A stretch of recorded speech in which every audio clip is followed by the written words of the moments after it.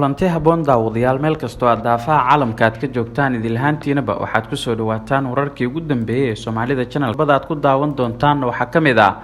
ciidamada dawladda federaalka ah ee Soomaaliya iyo kuwa Amisom oo la wareegay amniga guud ee doorashada deegaanada maamulka Jubbaland xilli maanta ciidan fara badan la geeyay magaalada Kismaayo. wararkii ugu dambeeyay dagaal ka dhacay gobolka Mudug iyo guulo wax ku ool ah oo ay ciidamada qalabka sida iyo kuwa daraawiishta Galmudug ay ka soo hooyeen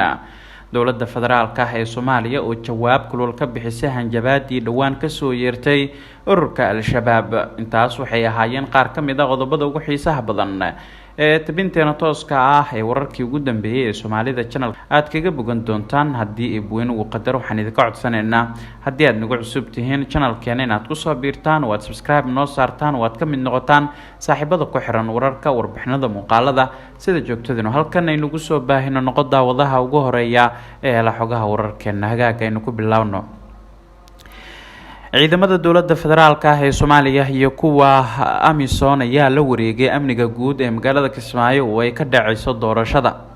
wararka ka imaanaya magaalada Kismaayo xarunta ku meel gaar ku ah maamulka Jubbaland sidoo kalena xarun u ah gobolka Jubbada Hoose ayaa waxa ay sheegayaan in maanta halkaas la gaarsiiyay ciidamada sida gaarka u tababaran ee booliiska Soomaaliya iyo sidoo kale ciidamo ka socda qaybta nabad ilaalinta Amisom booliiskooda. waxaana halkaas loo geeyay ujeedada ugu weyn ay tahay inay si buuxda u sugaan amniga goobaha doorashada labada aqal ee lagu qabanayo magaalada Kismaayo ee caasimadda ku meel gaar ku ah maamulka Jubbaland. ciidankan ayaa si guud ammaanka magaalada ula wareegay waxaana ay adkeyn doonaan amniga guud ee magaaladaas inta lagu guda jiro doorashada dalka maadaama aan kalsooni badan lagu qabin ciidamada Jubbaland ee daacad u ah Axmed Maxamed Islaam Axmed Madoobe. ciidankan ayaa la sheegay in laga qaaday magaalada Muqdisho ee caasimadda Soomaaliya. durba waxaa garoonka diyaaradaha magaaladaas ku soo dhaweeyay saraakiil ka mid ah ciidamada dawladda federaalka ah ee Soomaaliya ee ku sugan magaalada Kismaayo. Axmed Madoobe ayaa gabi ahaanba gacantiisa laga bixiyay sugidda amniga goobaha doorashooyinka Jubbaland marka loo eego hanaanka ay dawladda federaalka Soomaaliya ay ku wajahday maamulkan maadaama kalsooni badan lagu qabin xaqiijinta ammaanka ciidankan goobaha lagu bixinayo codadka doorashada labada aqal ee dawladda federaalka ah ee Soomaaliya. saraakiil ka tirsan ciidamada booliiska oo la hadlay libaaxyada geeska ayaa cadeeyay in askartan la geeyay magaalada Kismaayo ay door muhiim ah ay ka qaadan doonaan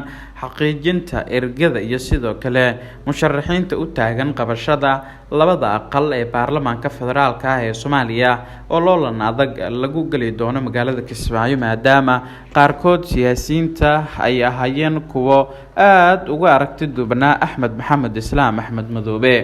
dadaal dheer uu bixiyay ra'iisul wasaare Roble ayaa keentay in doorashada deegaanada Jubbaland ay si buuxda u maamulaan ciidamada booliiska dawladda federaalka iyo kuwa booliiska Amisom si guud amniga u xaqiijin doona. Kismaayo waxaa iminkan laga dareemayaa dhaqdhaqaaqyo xoogan oo la xiriira dhinaca doorashooyinka waxaase war soo baxay galinkii dambe ee maanta ay cadeynayaan in 28 bishan magaaladaas lagu qaban doono doorashada kursiga ugu horeeya ee golaha aqalka sare ee dalka isla markaana halka lagu dooran doono 25 bisha oo ku beegan maalinta bariya ayaa qorshe uu ahaa in magaaladaas lagu qabto hase ahaatee guddiga doorashooyinka ee golaha wakiilada Jubbaland ayaa shaaciyay in weli aan lagu soo wareejin xubnaha musharaxiinta golaha aqalka sare ee baarlamaanka federaalka Soomaaliya welina ay ka dhoorayaan madaxtooyada maamulkaas inay soo gudbiso.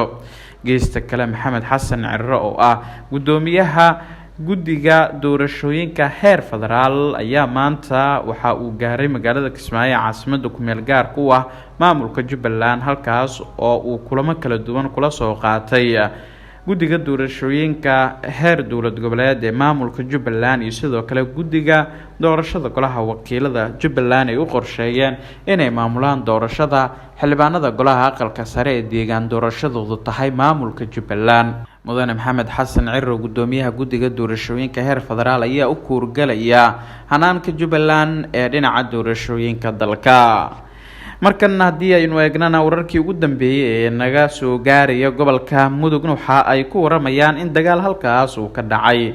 dagaalkan oo geystay khasaare kala duwan ayaa waxaa ciidamada dowladda gaar ahaan danab iyo kuwa daraawiishta galmudug isku dhinaca iyo ciidamada uu hogaaminayo Saadiq John oo dhinaca iyo al-shabaab ayaa waxa uu ku dhaxmaray deegaanka Miron iyo area leh ee koonfurta gobolka Mudug. dagaalka ayaa waxa uu yimid kadib markii ciidamada hubanta ay weerareen deegaankan oo la sheegay inay ku sugnaayeen xubno ka tirsanaa ururka al-shabaab waxaana halkaas ka dhacay dagaal culus oo soo gaaray ilaa gelinkii dambe ee maanta. saraakiil ka tirsan ciidamada qaybta 12aad ee xoogga dalka Soomaaliya ayaa sheegay in dagaalkan ciidamada guula ay ka soo hooyeen isla markaana ay khasaare ku gaarsiiyeen xubno ka tirsan ururka al-shabaab. sidoo kale waxaa socon doona sida saraakiishu ay shaaciyeen howlgallada ka dhanka al-shabaab ee ka soconaya guud ahaan gobolka Mudug. wasiirka wasaaradda amniga dowlad goboleedka Soomaaliyeed ee Galmudug Axmed Macalin Fiqi oo howlgalkan qayb ka ayaa dhowr jeer sheegay in ay ka go'an tahay in guud ahaan deegaanada Galmudug ay ka safeeyaan al-shabaab kalena wareegaan meelaha ugu waaweyn ee ay imikan ku dambeeyaan oo ay ka mid yihiin degmooyinka Ceelbuur iyo sidoo kale Xaradheer ee gobolka Mudug iyo Galgaduud ka tirsan. dowladda federaalkana waxay jawaab adag ka bixisay hanjabaad dhawaan ka soo yeertay ururka al-shabaab. dowladda federaalka Soomaaliya ayaa waxa ay hoos u dhigtay hanjabaad ka timid horjoogaha guud ee ururka al-shabaab ee ku wajahneed ergada ka qaybgalaysa xulista baarlamaanka 11aad ee soo aadan. la taliyaha koobaad ee dhinaca arrimaha amniga xafiiska ra'iisul wasaaraha Cabdi Diirshe ayaa waxa uu carabka ku adkeeyay in dadaal badan ay ku bixin doonaan sidii loo burburin lahaa cagajugleynta maleeshiyaadka al-shabaab ka soo yeeraya. siyaasadda dowladda federaalka ee ku wajahan kooxda al-shabaab way caddahay, sidaa daraadeed waa la jebin doonaa waana la ciribtiri doonaa guud ahaan dalka. qorshe ayaa nooga degan adkeynta amniga goobaha ay ka dhacayaan doorashooyinka guud ahaan dalka, ayuu hadalkiisu ku daray. tani waxay meesha ka saareysaa hanjabaadii horjoogaha guud ee ururka al-shabaab ee dhawaan ay baahiyeen warbaahinta ku hadasha afka ururka al-shabaab. saaxiibada qiimaha badan, wararkii ugu dambeeyay ee Soomaalida channelka way naga intaa wad ku maasantiin daawashada warkan midkiisa xiga. aqyaarta qiimaha iyo qadarinta naga mudano waxaan idinkaga tageynaa sidaas nabadgelyo, balse waxaan idin xusuusinaynaa inaad channelkeena aad ku soo biirtaan oo subscribe noo saartaan oo aad ka mid noqotaan saaxiibada ku xiran had iyo jeer wararka iyo warbixinada halkan aynu ku soo baahino. noqo daawadaha ugu horeeya ee la xogaha wararkeena. daawade warkan midkiisa xiga intaanu dib u kulmi doono mar kale. nabadgelyo.